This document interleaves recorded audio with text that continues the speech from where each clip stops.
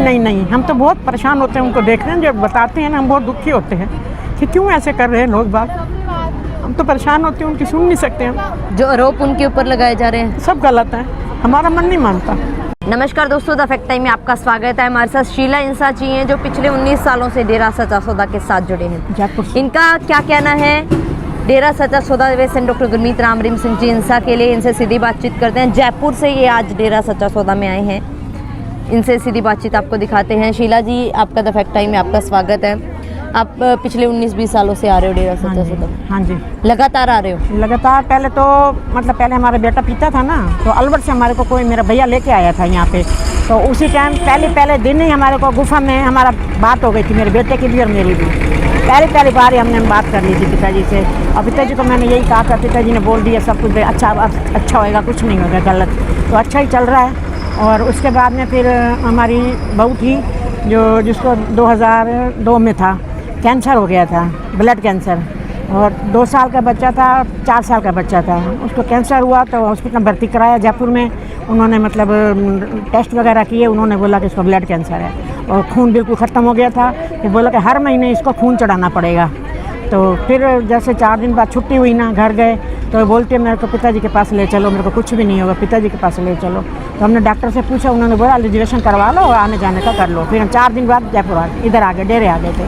तो यहाँ आने के बाद पहले दिन ही गुफा के आगे हम बिठाया था बहू को और मेरे को। भंगी दास थे हमारे जयपुर वाले सारे, उन्होंने बिठाया था, उन्होंने दिखाया। पिताजी ने वचन किए कि भाई जिसको जो भी बीमारी है ना, जो दवाई चल रही है ना, उस दवाई को सिमरन करके खाओ, किसी को कुछ भी नहीं होगा, और मेरे वचनों पे अमल करोगे तो उसको कुछ भी नहीं होगा, ऐसे बोल दिया। तो हम उसी दिन से घर गए, और महीने बाद कहा था खून चढ़ेगा, तो हमारा तो वापस दोबारा खून चढ़ा नहीं है। बहू को ब्लड कैंसर है, उसको आज 17 साल हो गए, 16-17 साल। वो अच्छी तरह चल रही है, टीचर भी थी, नौकरी करती थी।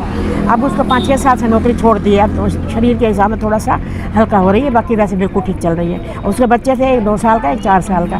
तो हमको चिंता लगे, जब पता चला हमारे को ये बात है तो कैसे होगा, घर खराब हो जाएगा। तो वो बोलते तो कुछ नहीं होगा, मेरे बच्चे हैं ना, अभी मैं पढ़ाऊँगी, लिखाऊँगी, बड़ा करूँगी, मम्मी आप चिंता मत करो, मुझे कुछ भी नहीं होगा। ये उसको 5 साल बाद पता चला था कि कैंसर है, हमने पहले छुपा रखा था। बाहर से पता चला उसको मुझे कैंसर है, तो मेरे पास आई, स्कूल से आई, कहती है मम्मी जी मेरे को क्या बीमारी है? मैं कोई बीमारी नहीं है, पेट खराबी है थोड़ी, चल रही है। वो तो हर महीने दवाई लेती थी, टेस्ट होता था, तो ऐसे बोलती रही। तो उससे जब पता चला, जब वो मेरे पास आई, कहती है मम्मी जी मेरे को क्या बीमारी है? मैं कुछ भी नहीं है, पागल है क्या तुम? कहते नहीं मेरे को बहुत बड़ी बीमारी है। मैं क्या है? बोले ब्लड कैंसर है मेरे को। इसने जैसे बोला मेरे ज़मीन खिसकी पैरों तले, मैं रोने लग गई। तो ये मेरे को ऐसे गले में हाथ डाल के मेरे को चुप कराने लगी। कहती मम्मी जी क्यों रो रहे हो? 5 साल निकाल के ना पिताजी ने रखा है मेरे को, मैं 25 साल जीऊँगी, चिंता मत करो, मेरे बच्चे छोटे हैं, मैं पढ़ा लिखा के बड़ा करके इनको फिर मर जाऊँगी, फिर भला मैं मर जाऊँ, मैं शादी आप कर लेना। हंस के मेरे को बोल रही थी। इतना मतलब उसका विश्वास था, यकीन था उसके अंदर। अब भी वो बिल्कुल ठीक है?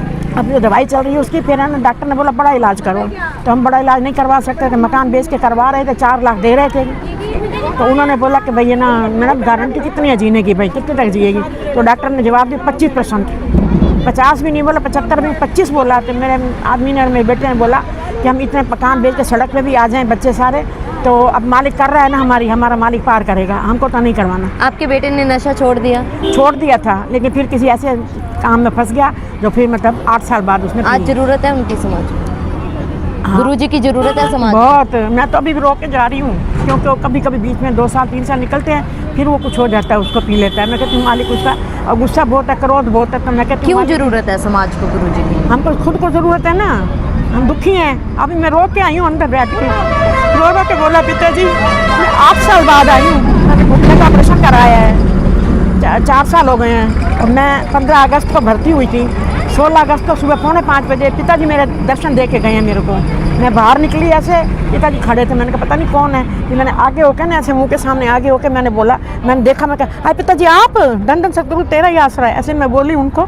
तो उन्होंने मेरे को ऐसे प्यार किया, और फिर मैंने कहा मैं पिताजी ऑपरेशन करवा रही हूँ घुटनों का, मैं ठीक हो जाऊँगी, मैं चलूँगी सही कि नहीं हो चलूँगी, बहुत ख़राब हो रहे हैं, मैं तो डर के करवा रही हूँ। तो पिताजी ने मेरे सिर पे ऐसे हाथ रखा, ऐसे हाथ रख के कहते हैं बेटा चिंता ना कर, तू दौड़ेगी, चलेगी तो क्या तू दौड़ेगी। मैं कहा पिताजी मैं दर्शन करने आऊँगी। अभी 4 साल पहले की बात है। उसके बाद में लॉकडाउन लग गया, फिर नहीं इनका वो काम हो गया था, इसलिए तो नहीं आई। अभी फिर मेरे को मतलब ऐसे लगा कि मैं जाऊँ, इसको मैंने बोला कोई जाए तो बताना, बोले बस तो जा नहीं रही है।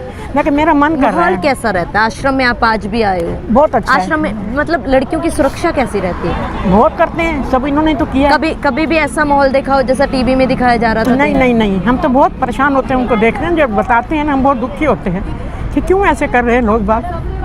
हम तो परेशान होते हैं, उनकी सुन नहीं सकते हम। जो आरोप उनके ऊपर लगाए जा रहे हैं सब गलत है, हमारा मन नहीं मानता।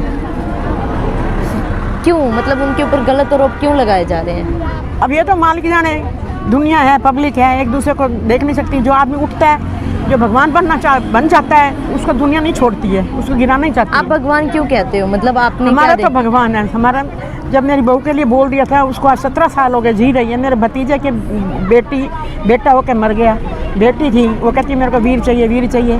तो मैं कहा चल तेरे को मैं लेके चलती हूँ, पिताजी देंगे। वहाँ आए, गुफा में ही गए, हमारे को माइक मिला मेरे को, भतीजी मेरे साथ ही, भतीजे की बेटी साथ में थी। तो मैंने बोला पिताजी ये वीरा मांग रही है, हम तो लेके जाएंगे, आप कुछ भी करो, हम तो लेके जाएंगे, आप दोगे। ऐसे ही बोला मैंने। तो बोलते हाँ हो जाएगा, जाओ तुम फिर 50 नंबर कमरे में चले जाओ, दवाई ले जाओ। तो भतीजी की दोनों थे, बहू थी, उनकी दवाई लेके हम गए।